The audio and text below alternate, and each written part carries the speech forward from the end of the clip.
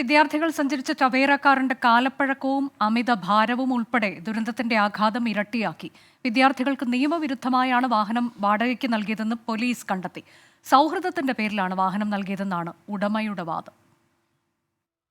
വാഹനത്തിന്റെ അമിതഭാരം, ശക്തമായ മഴ, വെളിച്ചക്കുറവ്, വാഹനത്തിന്റെ കാലപ്പഴക്കം എങ്ങനെ പല കാരണങ്ങൾ അപകടത്തിന്റെ ആഘാതം ഇരട്ടിയാക്കി. മണിക്കൂറുകൾ സമയമെടുത്ത് വാഹനം വെട്ടിപ്പൊളിച്ചാണ് ഓരോ വിദ്യാർത്ഥിയെയും പുറത്തെടുത്തത്.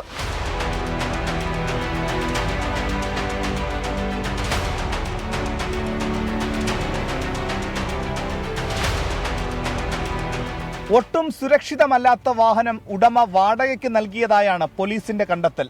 7 പേരെ മാത്രം ഉൾക്കൊള്ളാവുന്ന വാഹനത്തിൽ സഞ്ചരിച്ചത് 11 പേർ. വാഹന ഉടമ ആലപ്പുഴ വളഞ്ഞവഴി സ്വദേശി ഷാബിൽ ഖാൻ നിയമവിരുദ്ധമായാണ് കാർ വാടകയ്ക്ക് നൽകിയത്. വണ്ടിയുടെ ഡാമേജിൽ നിന്ന് തന്നെ വണ്ടിക്ക് ഇച്ചിരി സ്പീഡ് ഉണ്ടായിരുന്നുള്ള വളരെ വ്യക്തമാണ്. എക്സ്പീരിയൻസ് കുറവുണ്ട് ഡ്രൈവർക്ക്. 5 മാസമായിട്ട് ലൈസൻസ് എടുത്തിട്ട് ഈ വണ്ടിയിൽ 7 പേരിരിക്കേണ്ട വണ്ടിയിൽ 11 പേര് ഇരുന്നിട്ടുണ്ടെങ്കിൽ കൂടുതലാണ്. അപകടത്തിൽ RTO തലത്തിൽ അന്വേഷണം ആരംഭിച്ചതായി ജില്ലാ കളക്ടർ. ഒരു വണ്ടിയെ ഓവർടേക്ക് ചെയ്ത് വന്ന വഴിക്ക് എതിരെ വന്ന ബസ്സുമായിട്ട് കൂട്ടിയിടിച്ചാണ് മനസ്സിലാക്കുന്നത്. അപ്പോൾ പ്രാഥമിക റിപ്പോർട്ടുകൾ അങ്ങനെയാണ്.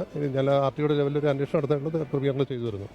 അതേസമയം കാർ വാടകയ്ക്ക് സൗഹൃദത്തിന്റെ പേരിൽ നൽകുകയായിരുന്നു എന്നാണ് കാർ ഉടമയുടെ വാദം. മുഹമ്മദ് ജബ്ബാറുമായി 2 മാസത്തെ പരിചയമുണ്ട്.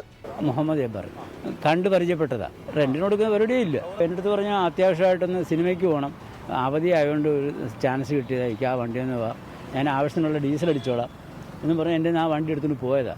ഉടമയുടെ മൊഴി പോലീസോ മോട്ടോർ വാഹന വകുപ്പോ വിശ്വാസത്തിലെടുത്തിട്ടില്ല.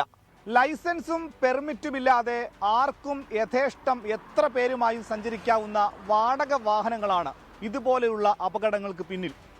നിരത്തുകളിലെ മനുഷ്യജീവനുകളെ സംരക്ഷിക്കാൻ ഇത്തരം കള്ള ടാക്സികൾക്ക് കടിഞ്ഞാണിട്ടേ മതിയാകൂ. ഷിബിൻ ബഷീറിനൊപ്പം മനീഷ് മഹിവാൽ, 24 ആലപ്പുഴ.